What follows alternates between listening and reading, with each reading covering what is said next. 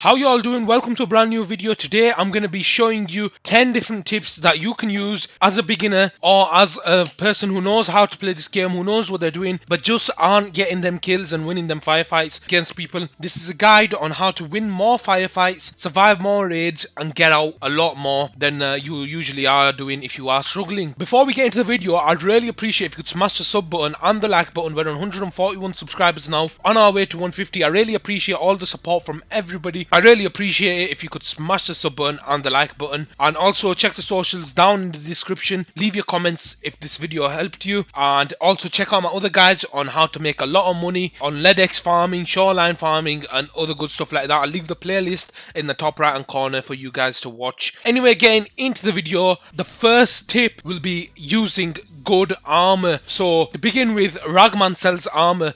If you haven't leveled him up already, you will have a couple of smaller, lower tier armors, level 1s, level 2s and 3s, but they're not the best armors in the game. Your tier 6 armor is the best in the game, such as the slicks, but I'd say personally a level 4 armor does the job. This right here is a level 3, this one's good. Level 3 ones are alright to protect yourself, but you always want good armor on, because when you get shot, you're gonna die pretty much instantly if you have no armor on to begin with. Now this late into the wipe, we're about halfway through the wipe, everyone's going to be running good ammo and armor themselves, so you want to be using something good yourself. If you can't buy the things from Ragman, you want to go on the flea market, because everything will be on the flea market right now. The gazelles are not a bad one. This is level 5, and if you've leveled up Ragman to level 3, I believe you can get him for 120k, or on the flea market you can get these for full ones for about 100k, I believe.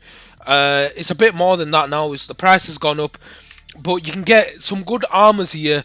I'd definitely recommend using at least level 4. Trooper armor's a good one to use. If we search it on the flea market right here, Trooper armor, it's level 4, but it does the job. It protects you nice and well.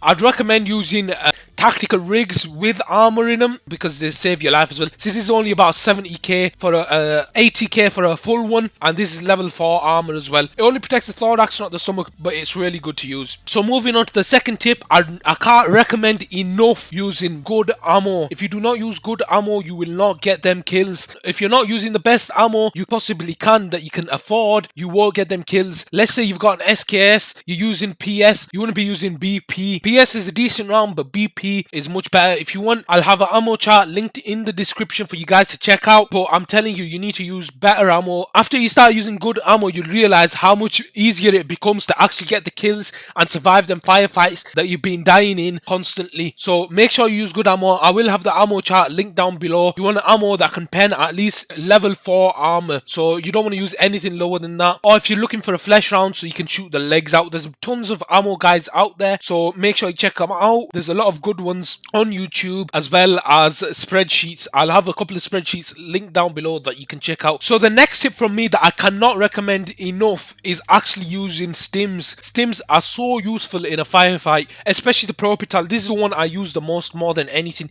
You can get them from Therapist or the flea market. From Therapist they're going for 25,000, and on the flea market they're only going for 12,000. I cannot recommend these enough. You unlock the flea market at level 10, so it shouldn't take too long. If you need an XP guide, I do have a video on my channel. These things, what they do is when you're being shot, you can jab yourself with it, keep it on your hotbar. It'll heal you slowly, so you don't need to heal as much while you're fighting. You can carry on that fight and win that fight. You don't need to worry about healing at the same time and worry about them pushing you, because you can jab the Propital, carry on in that fight. It acts as a painkiller too. It's an amazing jab. I'd also recommend the other jabs that they do multiple things, like stopping blood loss. The Zagustin, I believe that's how you say it. They stop blood loss and any new blood loss from coming, so you can jab the Propital and the Gustin at the same time and stay in that firefight for longer and win that fight while the other person is healing themselves up. It's an amazing thing using stims in fights, as they help you survive a lot more. You realize how much they help when you've used them in a firefight. Okay, so the fourth tip is the most simplest tip. Literally, you've seen it if you watch streams or videos, you've seen so many people doing this before. It should be ingrained in your brain. Before a fight, pop a painkiller or pop a golden star or something like that. I always use golden stars. I've got boxes full of them, golden stars and Vaselines. You want to be using them, but painkillers are really cheap, only 4,000. You want to take these every raid, put them in your hotbar, unless you've got a golden star or something like that. But you want to pop it before a fight, because if you do get shot in the fight and you do break an arm or a leg, you will still be able to run. You won't be limping, so you can get out of the fight into cover if you're out in the open, and you'll be able to survive that fight a lot more. They are so useful. Okay, so the next tip is actually to do with making sure your gun is on full auto. You might not expect this, but before you jump into a raid, sometimes your gun's not on full auto and you go to shoot. Ooh, well, it was on full auto then, but when you go to shoot, you shoot once when you're trying to hold down, and it gets you killed a lot.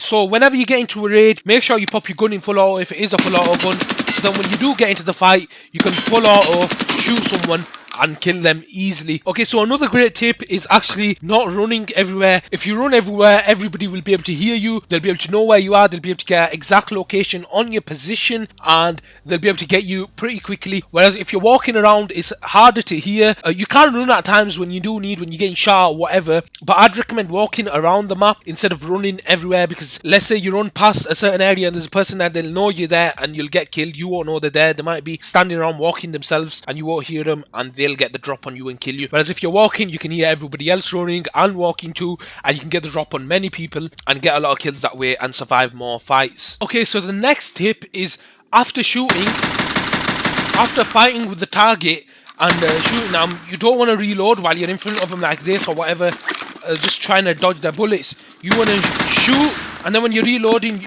well, you'd run backwards, but my gun doesn't pop up. You want to reload and you want to run away while reloading. You don't want to reload in front of them while you're shooting at them. So let's say this is the target right here.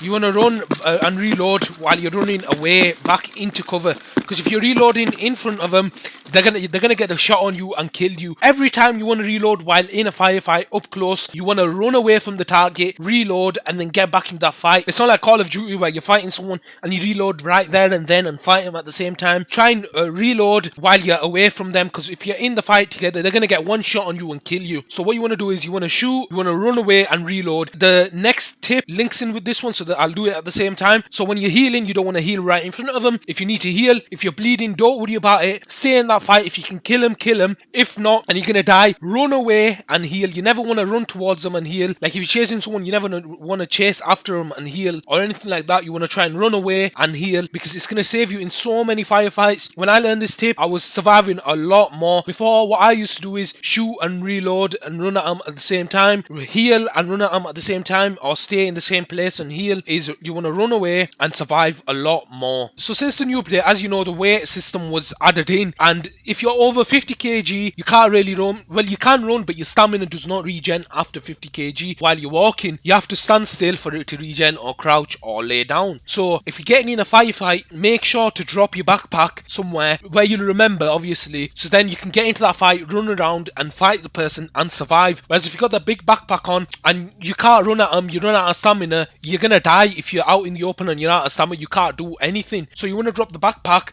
run at them, get out, and you're going to survive that fight a lot more. So the final tip I cannot recommend more than enough is really, really crucial. So when you're fighting someone, when you want to peek, you want to make sure that you're peeking from the right side all the time, because less of your body's exposed. Whereas when you're peeking from the left, more of your body's exposed and you can be hitting the chest and the whole body in general. However, when you're peeking from the right, only a tiny bit of your body is exposed as compared when to peeking from the left. So if you peek from the right, less of your body will be exposed. Your gun and your hand maybe, and obviously a bit of your head, you can shoot the target. Whereas if you peek from the left, your chest, your body, your thorax, everything is going to be exposed and you're more likely to die. So if you feel like you die a lot when you're peeking, that may be the reason why. So you want to get on a different angle where you can peek from the right side over the left. So whenever you peek over the right side, you're more likely to get that kill and survive that firefight. However, if you're peeking from the left, you're more likely to die, get shot in the chest and thorax, and lose that firefight. So they were all the beginner tips I could give you. They're the tips to win more firefights within raids, survive a lot longer, get more of them kills, and I hope you can apply these tips within your raids and matches. I hope they do help you to win those firefights, because they helped me a lot when I figured these out when beginning in this game, when starting out in the game. When I figured out these tips, they helped me survive a lot more firefights and get a lot more kills. If you did enjoy,